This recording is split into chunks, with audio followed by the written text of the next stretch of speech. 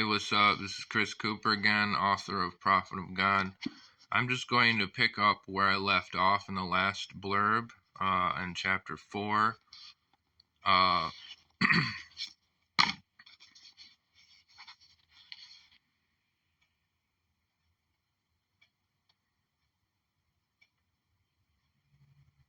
Honey, that place is just a bad influence. I would know. I practically grew up there. Wait, really? Said Jesse. This was news. Aunt Tricia would have been the last person Jesse would have imagined being religious, at least in any sense of the word that he knew. Do you want to listen to some ancient history? Aunt Tricia chuckled. Jesse shrugged, contorting his face again on account of the bitter pulp drink. I knew Adam Lee's father, or Pastor Lee, that is. His dad was my pastor when I was young, if you can believe that I was ever young, began recounting Tricia. Wait, Jesse interrupted. Who's Adam Lee?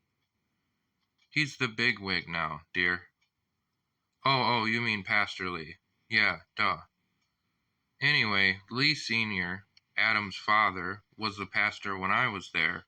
This was way back before the tabernacle got popular around here. Uh-huh. Honey, I'm telling you, the bottom line is they're quacks. Well, yeah, but if it means I can get the hell out of my mom's place, Jesse said. Why not shack up with your friend Troy? Aunt Tricia suggested. That's what we're working on, believe me. Troy's gonna work at this place, this church too, actually. Tricia nearly spat up her lemonade. Troy's going there? She rattled with hilarity. Yeah, Jessie laughed. Tricia recollected herself. Anyway, I know it's hard, honey. I told your mom to divorce that son of a bitch for a while. It's whatever. I've just had it.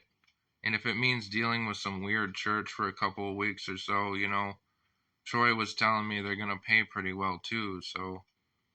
Aunt Tricia nodded, clenching her lips. Well, they could certainly afford to. Are they rich? Jessie asked. Honey, Aunt Tricia smirked. They own half the county. Can you imagine what they get from donations alone, all tax-free? She continued. They're rolling in it like a hot tub over there. Some wind chimes outside of the porch began to clamor in the breeze. And they're only going to get bigger once they acquire Luke's, Aunt Tricia continued. Yeah, Jessie snapped. What's up with that? Do you know why the church is building on Luke's? Why would they want that place? Tricia made a devious smirk. That's the ancient history part. Aunt Tricia was a glutton, or a sucker, depending on who you'd ask, for the mysterious or the cryptic or the macabre. Bigfoot, aliens, conspiracy theories of all sorts. She'd sometimes spin in her conclusions such a web of whichever stories she read online, in her sort of precarious grasp of the internet, it would be hard to keep track. Ever since she'd gotten a new tablet from her daughter, she spent hours glued to it, browsing the world of articles, news stories, streaming channels, and talk shows. She wasn't stupid or gullible by any stretch, just endlessly fascinated with the strange, the odd, and the paranormal. Jesse sunk into his chair, anticipating a long story. Aunt Tricia began with a sigh. What we know as Luke's Wood is actually ancient indigenous land, she began, leaning in. They say the Potawatomi around here kept the woods sacred for generations. Yeah?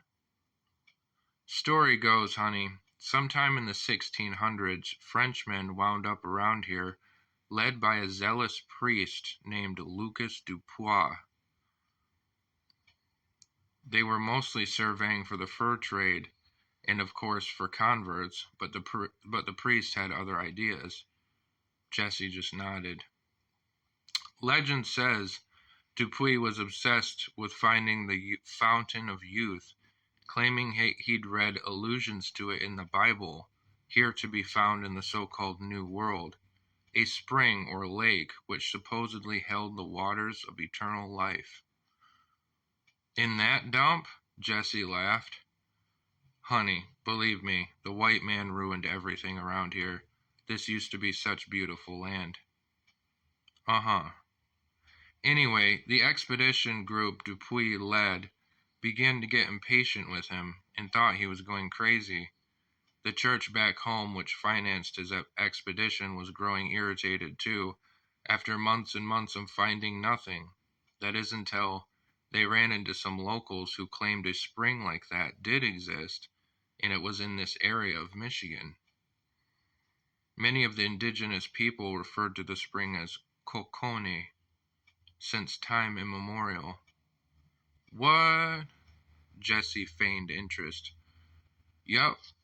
There'd been rumors floating around some of the fur trader circles that there was a group of natives who appeared as if they'd never aged, and it was said that even their chief was young and abnormally strong, for being hundreds of years old, that is. At some point, some of the indigenous folk agreed to show the French where the spring was, so they sent a young man with Dupuy and his crew to lead them to it, and that's where things got strange. Right. They say the French and Indians got into some altercation when they finally reached the spring, and they never came back. Huh, Jesse grunted. So that's why it's called Luke's? Yup, Tricia confirmed. So, Kokone? That's the spring youth thing? Yes, replied Tricia. It's a corrupted native word meaning something like alligator or crocodile. As a matter of fact, Port Ridge was originally named something like Kokani for that reason. Jesse sat on the story for a minute. So the spring is gone, though? It dried up, or how come no one's found it? That's what some folks were wondering, or how they even know this was the area Dupuy and his crew ended up. Truth is, I don't know, dear. Some speculate that after the mad monk and his crew arrived, a local shaman had laid a curse on the spring so to make it hidden where no one can find it again. Jesse sat on the thought. So that's why this church is developing the land to look for the spring? Aunt Tricia fixed her gaze on Jesse and slurped some of her pulp. His head fell back. Come on, Aunt Tricia. I'm telling you, Jay, I think they're up to something there. You really believe that crap? Hey, Tricia threw up her forearms. It wouldn't be the first time some treasure seekers came around these parts. Supposedly even some Mormons made it up here after old Joe Smith settled down in Kirtland, probably looking for the spring too. It's much more likely, though, the Tabernacle is just doing what they've done for the past 25 years or so, and gobbling up all the land they can get their grubby little hands on.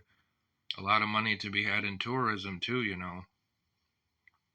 Well, Jesse said, if I end up finding a spring of life or whatever, I'll be sure to get some of it into a bucket for you. Tricia laughed. I wouldn't get your hopes up, dear. But in all seriousness, honey, be careful out there if you decide to do it. The Tabernacle, frankly, gives me the creeps.